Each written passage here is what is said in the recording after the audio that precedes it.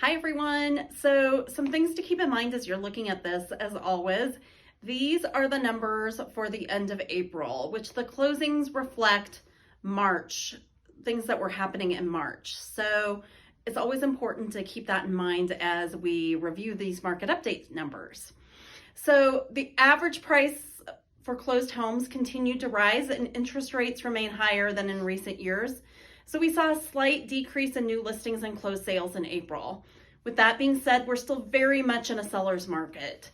The average days in the MLS dropped 21.62% month over month, and we have just 1.24 months of inventory, which we need 6 months of inventory to even be a balanced market. 41.3% of homes were under contract in 8 days or less, which was down from March by 20%. If a home was under contract in 7 days or less, it was likely to receive 101.4% of the original list price. So sellers are still frequently getting above list price. But I do have to say that I have seen showings slowing down a little bit on homes, especially those priced in the 500s to 750-ish price point. I feel like we aren't seeing as many showings on those and probably not as many offers.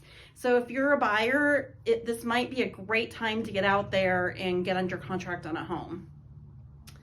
With the rollout of tax assessments in the Denver Metro, that's also impacted buyer activity quite likely. And we've seen a slowdown in some areas. Although the market is still very fast paced, this makes for a good opportunity for qualified buyers to face less competition, like we just said. We are still seeing multiple offers in some hot pockets of the market, but not as severe as in 2020 to 2022, with homes selling multiple offers going for 2.6% over asking price on average. This may not last long, as a decrease in interest rates along with tight inventory could result in another buyer frenzy and more severe multiple offer situations.